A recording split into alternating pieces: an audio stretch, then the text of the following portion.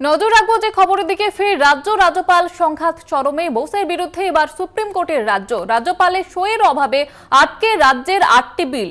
রাজ্যপালের বিরুদ্ধে সুপ্রিম কোর্টে রিট পিটিশন দায়ের রাজ্যপালের বিরুদ্ধে যেমনটা অভিযোগ করা হচ্ছে রাজ্যের তরফ থেকে যে তার সইয়ের অভাবে কিন্তু 8টি বিল আটকে রয়েছে। ফের রাজ্যপাল সংঘাত।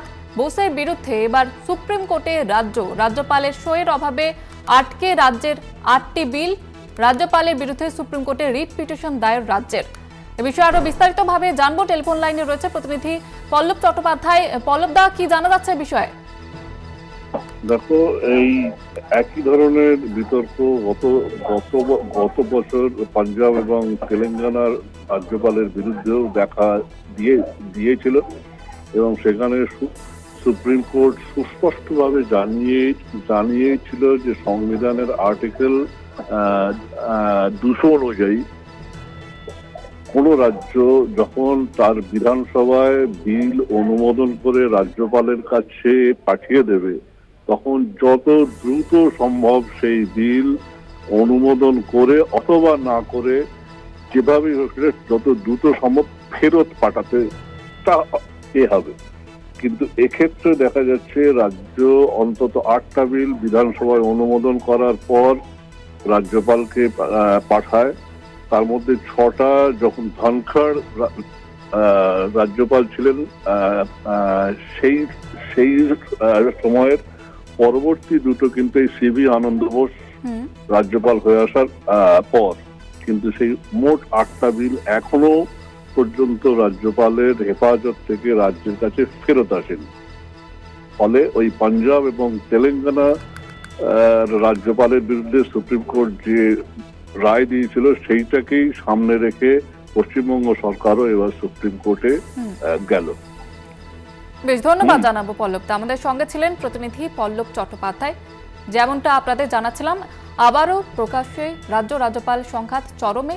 এবার রাজ্যপাল সিভি আনন্দ বোসের বিরুদ্ধে সুপ্রিম কোর্টের দ্বারস্থ রাজ্য, রিট পিটিশন দায়ের রাজ্যের।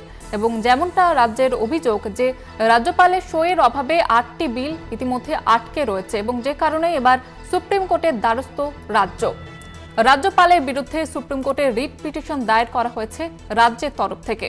অর্থাৎ যেমনটা আমরা দেখেছি যে বারবার কিন্তু রাজ্যপাল এবং রাজ্যের সংঘাত চরমে উঠেছে এবং প্রকাশ এসেছে। এবার আবারও রাজ্য যে সংঘাত সেটা কিন্তু চরমে। যেমনটা জানা যাচ্ছে যে রাজ্যপাল সিভি আনন্দ বোসের বিরুদ্ধে রাজ্যের অভিযোগ যে রাজ্যপালের সইয়ের অভাবে কিন্তু 8টি বিল আটকে রয়েছে। রাজভবনের সঙ্গে নবান্নের যে সংঘাত সেটা কিন্তু আবারও স্পষ্ট হয়ে উঠছে। এবার রাজ্যপাল সিভি আনন্দ বোসের বিরুদ্ধে যেমনটা অভিযোগ তোলা হচ্ছে রাজ্যের তরফ থেকে যে রাজ্যপালের সইয়ের অভাবে 8টি বিল পাস হয়নি, আটকে রয়েছে এবং যে কারণে সুপ্রিম কোর্টে রিট পিটিশন দায়ের করা হয়েছে রাজ্যের তরফ থেকে। ফের রাজ্য সংঘাত চরমে। বোসের বিরুদ্ধে সুপ্রিম কোর্টের যেমনটা তাদের অভিযোগ যে রাজ্যপালের সইয়ের অভাবে 8টি বিল আটকে রয়েছে এবং যে কারণে রাজ্যপালের বিরুদ্ধে সুপ্রিম কোর্টে রিট পিটিশন দায়ের করা হয়েছে রাজ্যের তরফ থেকে। বারবার প্রকাশ্যে এসেছে রাজ্যপালের সঙ্গে রাজ্যের যে সংঘাত সেটা। এবার আবারও রাজ্য সংঘাত। এবার রাজ্যপাল সিভি আনন্দ বোসের বিরুদ্ধে যেমনটা অভিযোগ উঠছে রাজ্যের তরফ থেকে, যেমনটা অভিযোগ করা হচ্ছে যে 8টি বিল শুধুমাত্র রাজ্যপালের সইয়ের অভাবে আটকে রয়েছে এবং যে কারণে এবার সুপ্রিম কোর্টের দ্বারস্থ হয়েছে রাজ্য। সুপ্রিম কোর্টে রাজ্যপাল সিভি আনন্দ বোসের বিরুদ্ধে রিট পিটিশন দায়ের করা হয়েছে।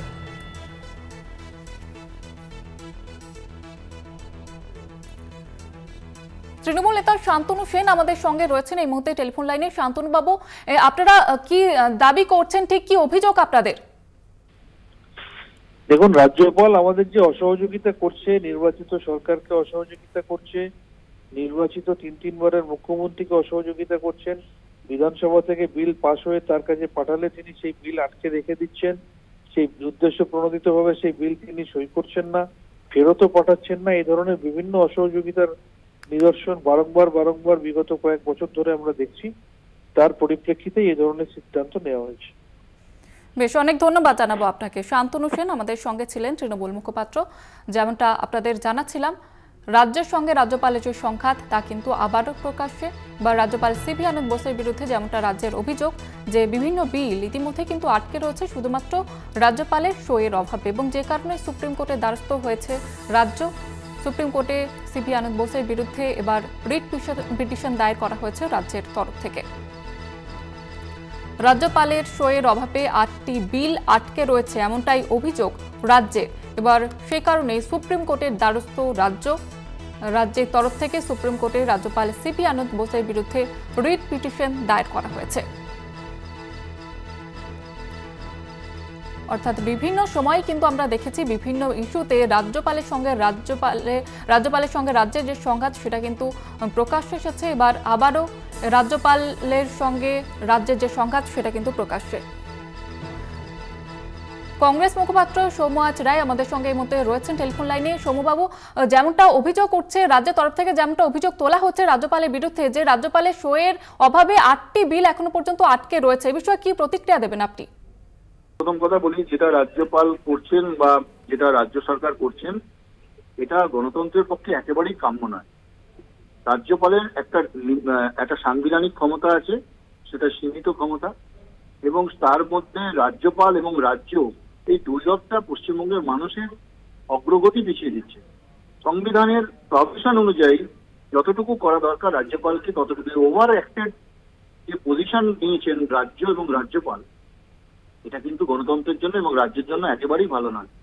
আদালতে দৌড়ানো এবং এই যে পরিকল্পিতভাবে দুজনের যে তরজা, এটা কি কারণে হচ্ছে এটা কিন্তু আমরা আজও অন্ধকারে। মধ্যখান থেকে বাংলার মানুষের উন্নয়ন, বাংলার মানুষের কাজ পিছিয়ে যাচ্ছে। বেশ, অনেক ধন্যবাদ জানাবো আপনাকে। কংগ্রেস নেতা সৌম্য রায় আমাদের সঙ্গে ছিলেন টেলিফোন লাইনে। যেমনটা তার অভিযোগ, কংগ্রেসের তরফে যেমনটা অভিযোগ যে রাজ্যপালের সঙ্গে রাজ্যের যে বারবার সংঘাত চরমে উঠছে, সংঘাত প্রকাশ্যে আসছে, সেটা কিন্তু গণতন্ত্রের পক্ষে ক্ষতিকর।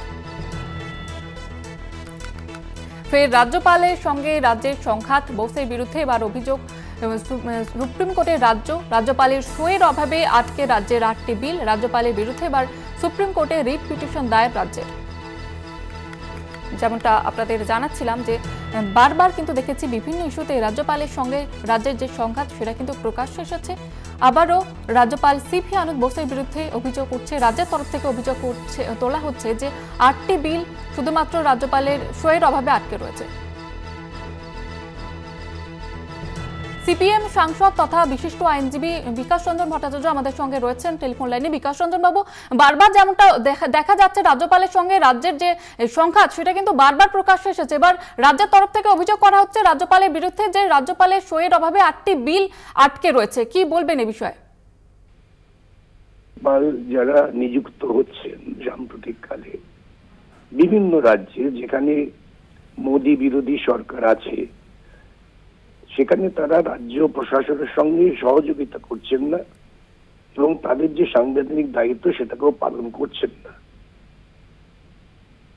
এই প্রথম দেখলাম যে তৃণমূল কংগ্রেসের নেতারা অকারণে চেঁচামেচি না করে একটা যুক্তিসঙ্গত পদ্ধতি নিয়েছেন, সাংবিধানিক পদ্ধতি, সাংবিধানিক আদালতে গিয়েছেন। এটা বিচার হবে, রাজ্যপাল এইভাবে তার মতামত না দিয়ে বিলকে অকার্যকরী রাখতে পারেন কিনা।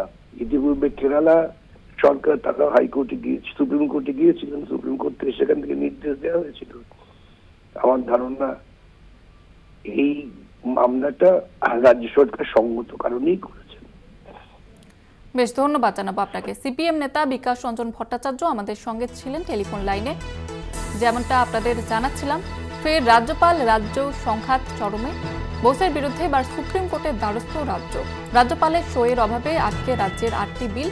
রাজ্যপালের বিরুদ্ধে সুপ্রিম কোর্টে এবার রিট পিটিশন দায়ের রাজ্যের। যেমনটা আপনাদের জানাচ্ছিলাম, রাজ্যপালের বিরুদ্ধে এবার সুপ্রিম কোর্টের দ্বারস্থ রাজ্য। যেমনটা তাদের অভিযোগ, রাজ্যের যেমনটা অভিযোগ রাজ্যপালের বিরুদ্ধে যে রাজ্যপালের সইয়ের অভাবে 8টি বিল আটকে রয়েছে।